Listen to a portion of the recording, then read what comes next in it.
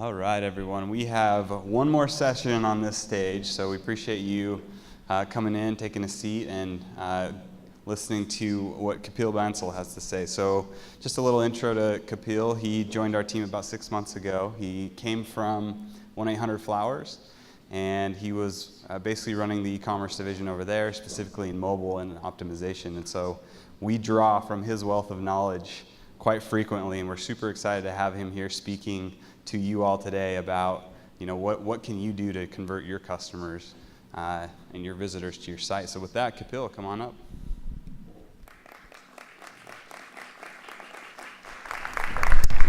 Thank you, Brick. Hi, good afternoon. I'm Kapil, and I'm a Principal Product Manager at Amazon. And firstly, really excited to be here. Today we have about 30 minutes, and so I'm going to cover three things. First thing, I'm going to cover some optimization tactics that can help convert your site visitors into buyers.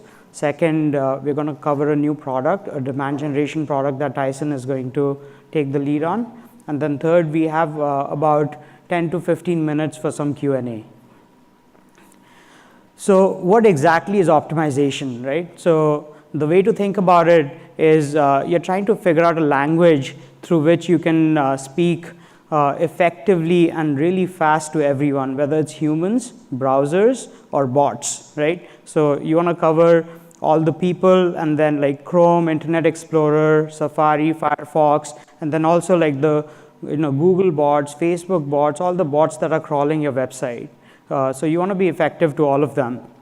And if you attended the session earlier today, there's a common theme that you need to be very clear in your goals and mission, and you want to speak to your customer very clearly. So there are three key callouts that I want to talk about. Is you want to remove clutter from your website. Less is more.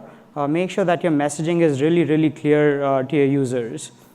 The second one is you don't need to reinvent the wheel. You should try solving customers' issues and problems. If there's a best practice, you should make sure that you can sort of follow that. It's really difficult to run a lot of A/B tests, and having been on the merchant side for many years, a large merchant at best can run between 5 to 10 experiments a year. So, and experiments cost a lot of time and money and opportunity as well. And number three is you have valuable engineering resources which are very limited, and also your design resources are limited as well. So you want to spend time on customer issues versus trying to make things pixel perfect. Site speed is really, really important, and every millisecond counts, right? In the past, Amazon has noticed or demonstrated that for every 100 millisecond in site latency, we saw a decline in 1% of revenue. And that's huge. Better site speed will generate more traffic on your website. Customers will be able to find the products faster. They'll be able to check out faster. You'll be able to generate more revenue, and you'll have a loyal customer base. Users generally navigate any given website two ways. They'll either use the search bar to search for products, or they may use a hierarchical menu, and using the menu, they are going to find the products. So when users are using the search bar or using search as the predominant way to browse your site and find products, on the desktop side, right in the header, you should have an effective search bar. Don't hide it under a button. And similarly, on the mobile site, right on the home page, you should have a search bar that users can get access to really, really quickly. Make it effortless, seamless, and delight your users. Having a good site search strategy is extremely important, especially if users navigate using the search, right? So there are three things that in my past experience that I want to really call out and make sure we cover it today. One is when users search by a search term, the results page should have the right search results. Take them to the right category. A lot of times in many companies, the search result shows one or two products, and that's not a very good user experience. Second thing is, as humans, we misspell. I know I do it all the time. And then on mobile devices, misspellings are very common due to fat finger effect. Your site search needs to accommodate for the misspellings. Number 3, as you start typing in the search bar, your site search should start giving you type-ahead search results. You should make it effortless and make it really easy for your users. The second way to navigate any given website is through browse. And we had the 9West team here before. They covered a lot of good points. And independently, I thought their mobile homepage was really well laid out. So when users are navigating your site through browse, you should organize your products into hierarchical menus. And then on mobile, just show it on the homepage. I think it's really important. Don't hide it or nest it under the hamburger menu. You absolutely can, but make it easier. And then on the desktop side, you have your drop-down menus, and you can have the same product under multiple menus, but you should organize it really, really well. As users are browsing your website, on the collection page, you can use product attributes to help guide the user find the right product. So, for example, you can call out featured products or bestsellers, or if products are new. These are attributes that you can help the user find the right product. Next thing is, if your website offers free shipping, or if you have a free shipping program, you can call that out as well. And that's something that can help the users make their mind up really, really fast. And then the third thing is, if you're able to, you should show unbiased reviews. That creates more confidence in the user's mind. So as users are deeper in the funnel, browsing through, you have more information not only about what the user is shopping, about the behavior and the session. You should start using this data to personalize the session. So for example, if a user has seen an item before, you can tag it as recently viewed, right? If an item exists in cart, you should call that out. So that will help user discover new products or go back to that product in a timely way. And then also, you should use breadcrumbs. Using breadcrumbs, the user can navigate back and forth between different categories and find the product that they want. In checkout, experience matters. So if you ask the user to fill out lengthy forms or ask for their personal information or sensitive information such as home address, credit card, that's very frictionful, and not many people trust large number of websites, right? So and you can use payment wallets such as Amazon Pay can really help you with that. The next thing I want to call out are the password rules. So passwords is a key area where drop-off happens. Baymard Institute, which is sort of an authority when it comes to optimization, noticed that 18% abandonment happens due to complex password rules. And when it comes to password, you want to make sure that you sort of use best practices. You don't want fancy or exotic rules, because otherwise users will be forced to set a password that they will never remember. And returning users are the most loyal user base for any given business. They have the highest lifetime value, and they're always going to spend most on your website. So you want to make it easier for them. So All Hearts is an Amazon Pay merchant, and they implemented Amazon Pay, in my mind, in a brilliant way. Right above the long form, they reminded the user that if you have an Amazon Pay account, you can skip filling all the information. And early results that we've seen are really promising. So you should remind the user that we can make it really easy. You can skip the form. You can use the same password. Your address is already pre-filled. So you should definitely deploy this. In checkout, you want to minimize inputs, right? No one wants to leave their personal information across multiple websites. So defaulting information or pre-filling is going to minimize friction. Like in my mind, even one click is too much. It should be 0 clicks. Like everything should be pre-filled if possible. So another key element in checkout is you need to earn trust from your buyers. So earning trust is really important, and Amazon Pay helps you in two ways. You can use the Amazon Pay acceptance mark, so you can put that in your site footer. You can place it creatively different places, and you can also talk about Amazon A to Z program, A to Z guarantee program. This is free for the user. So doing so is going to help you earn trust. It sort of tells the user that Amazon is putting its weight behind your business and that we trust you and they can trust you as well.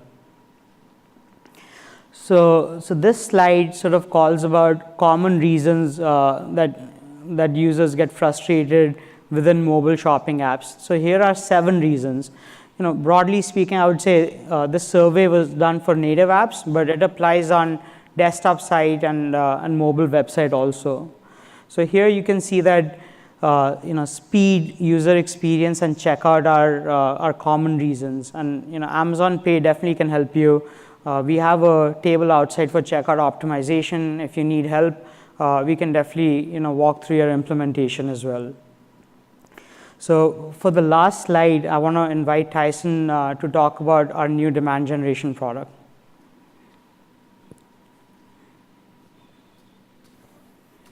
Thanks, Kapil. Yeah. Hi, everyone. I'm Tyson Roberts. I run strategic business development for Amazon Pay.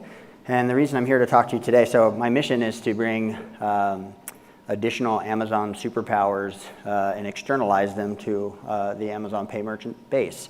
So one of the things that we did hear you, we were a little slow in figuring out how to do it, I'll admit, but we heard the number one request from our merchants is, how are you going to drive, or how can I drive Amazon customers to my new implementation of Amazon Pay if I do this?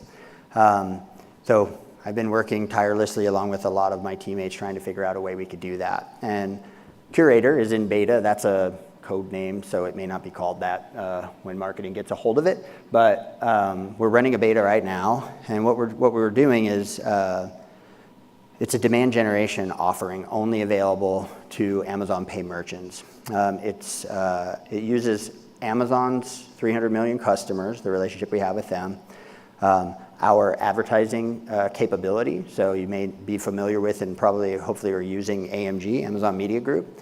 Well, all of the advertising technology that underpins that business is used here. And Amazon's targeting, so using the behavioral, demographic, and psychographic data on all of the Amazon customers. We're using that to hyper-target Amazon customers with offers from you, our Amazon Pay merchants. There is a qualification process, so I don't want to set any false expectations that we can do this for all our merchants right now. You have to go through an application process to get approved because there's not limitless supply of folks that can manage these campaigns. But speak to your account management representative. What we do is we apply our data and targeting, and we've priced it in a way. One of the things that the account management staff made really clear in representing you is we can't have a scenario where our merchants pay us for demand generation and don't get any. And so for that reason, we've structured it on a cost per conversion basis, so there's no risk to you. You, the Amazon Pay merchant, only pay for the conversions that you receive on your site. So the whole point here is, this is always, every value proposition at Amazon starts with delighting the Amazon customer. So we want to delight Amazon customers by replacing commodity advertisements they see as they browse across the internet today with relevant and valuable offers from you, Amazon Pay merchants. So that's the customer value prop, while driving incremental business to our other customer, Amazon Pay merchants, and increasing usage of the Amazon Pay service. So it's one of those rare win-win-wins. And I didn't go deeply into the CPA model, but that CPA is basically you guys determine what that cost per conversion is based on what you're managing through your other marketing channels. So we hope this is what you've been asking for, a way to drive incremental growth and sales into your business through the valuable Amazon customer base. Yeah, thank you. I think we're trying to bring more of Amazon to our merchants. Exactly. Thanks. If you have any questions, we have about, I would say, 7 minutes or so. Yeah. Can you just quite understand that. So the question is, can we talk more about the CPA model? Yeah. So the way I would say it, what we were trying to do is place the risk on Amazon rather than on Amazon Pay merchants. So I'm just going to personify an account manager. And if I came to you and I was managing you as an Amazon Pay merchant, I said, I've got a great deal for you. You can drive Amazon, you can expose an offer of your choosing to Amazon customers that we've determined, Amazon has determined this offer is highly likely to be redeemed. So we're using the same targeting and smarts we would use to market our own products like Prime Video or anything else, but we're determining who is most likely to be delighted by your specific offer, right? Then what we do is you only pay for the conversions. Now all of these offers are exposed to Amazon customers when they're not on Amazon. So when they're on Facebook or ESPN, there's actually over 2 million publishers that Amazon has access to through the leading advertising exchanges. Yeah. And they're all through real-time bidding. So we're doing all the data science, targeting, and execution and real-time bidding for you using our data assets to match up your offer to the most appropriate Amazon customers. Then you only pay on a CPA. Now that CPA, you should think about it like a bid, right? Exactly like AdWords. It's a competitive marketplace. So if you come and say, I have a CPA of $1, can I do it? I would say you can, but you're not likely to get very many impressions and therefore conversion. So you should be as aggressive as your business can sustain with that CPA, but we don't dictate what that is, you tell us. Yeah. Does that help? One thing to note is, we account for view-through conversion and click-through conversion. That's a very important point that Kapil makes. So typically 5% or less of the conversions we're going to report to you involve a click because people, we could do a poll right in here, don't click on ads. That doesn't mean they aren't influenced by them. The typical conversion involves me reading an article on ESPN about the NBA finals, seeing an Eddie Bauer ad, remembering that my niece is about to need a back-to-school backpack. I finish the article. I either type Eddie Bauer's URL myself or I go to a search and then get there. That will not be picked up in your reporting, but our reporting will report that as a conversion because we know that Amazon customer saw the ad and within minutes triggered the pixel on the back of your site. Yep. So we are counting view-based conversions with a 14-day window by default, and then we consult on adjusting that window according to your business. Some people have longer consideration or shorter consideration items. Does that help? Thank you. Okay. Any other questions? You feel free to step up to the mic if you have a question, so we can hear you. Can you hear me okay? Yeah, I can hear you. Okay, that's fine. Good question. So what's the process to get involved in the curator program? Right now we're in beta, and literally the capacity is about 6 merchants. And because Amazon Pay, people on my team personally optimize these campaigns, so they're being managed by Amazon Pay. There's no additional cost for that. That's why we have capacity limitations. The beta goes through 9/15. It has 6 slots. There are some still open. You need to talk to your account manager, and there's a 1-page application that you fill out about your business and the offer that you would want to present to the Amazon customers, like 10%. And these offers, by the way, the part I didn't explain that is important is it's get some wonderful benefit, whatever, 10% off, free gift, free shipping, whatever you want, when you check out with Amazon Pay. Not all merchants can enforce that last part. That's okay, as long as the offer is communicated as, get this benefit when you check out with Amazon Pay. I would say, I think the offer should be, your richest offer, which is publicly available. That is always going to do the best. Yeah, remember, it's a competitive marketplace. So if you don't, all that will happen is you won't get much productivity, and we'll have a conversation about, hey, we're not seeing much action here, so we can't continue to manage the campaign. But even in the worst case scenario, you pay for nothing that you didn't get, right? You're only paying for the conversions you received. Does that help? So if you talk to your account manager, get a 1-page application, we'll review it, the curator team will review it and approve it or give you suggested changes based on that. And if you don't have an account manager, speak to me. Thanks. Anything else? Other questions? We have 3 more minutes left. So I actually have a question for you. So if I'm a Shopify merchant, and you mentioned the importance of a responsive site and making sure that it loads quickly, do I still have the ability to, can I affect that at all? Yeah, so I would say if you're on Shopify, you're on a managed platform. So the infrastructure side of things is taken care of by the hundreds of engineers that they have working on, right? So they're using like the right servers and the technology and caching and so forth. But absolutely, you can run your site through webpagetest.org, or you could run it through Google Page Insights tool. And I had the link earlier in the presentation. So you could still speed up your site using, say, for example, smaller images, using less JavaScript. So when you scan your site through webpagetest.org, it gives you a waterfall breakdown of your site, and you should use your suggestions to speed it up. Okay, great. Any other questions? One in the back.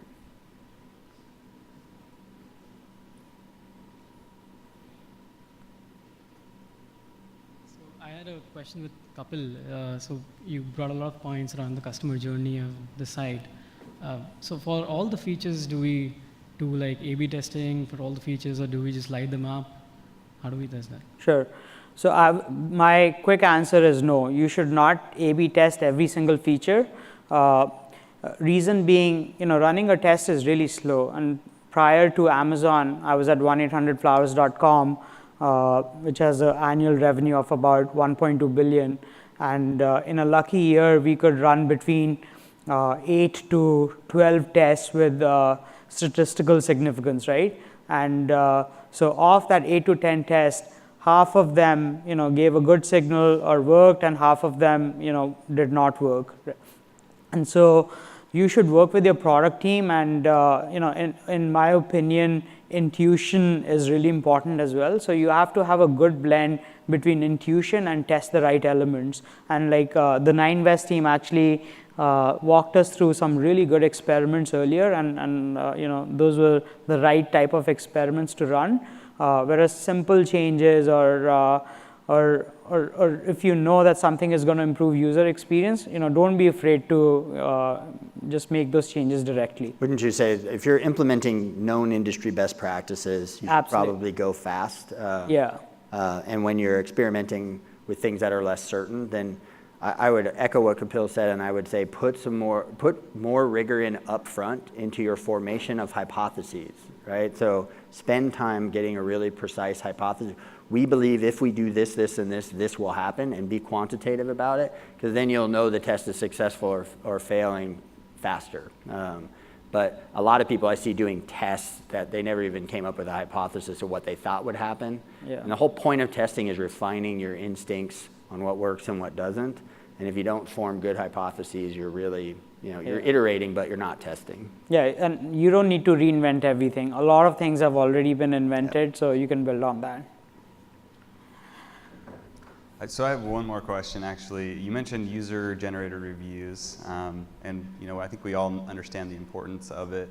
I don't think anybody shops anymore without checking how many stars you're going to get on that item. Yeah. But what tips do you give people to get those reviews? How do you get those on your site?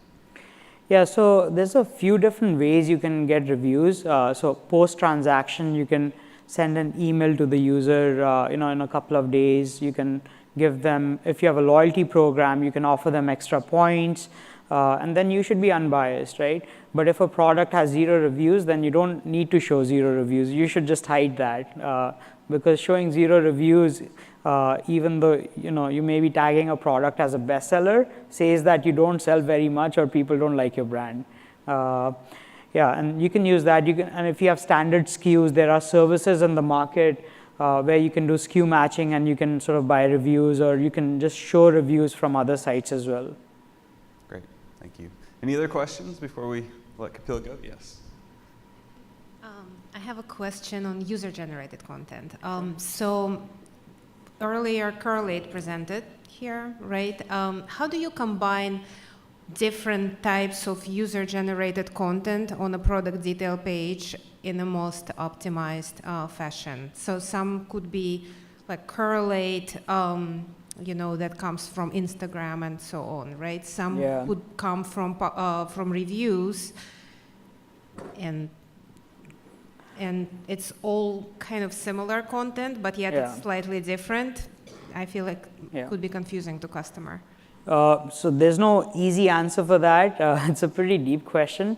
The way I would think through user-generated content is on your product page, every section should have a conversion rate and a revenue target, right?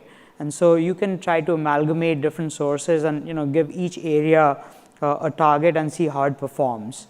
And so if a region, so say for example on a product page, you can look at the heat map, you can see where people click, you can see the scroll behavior. That there are some pretty inexpensive services out there that can help you do that.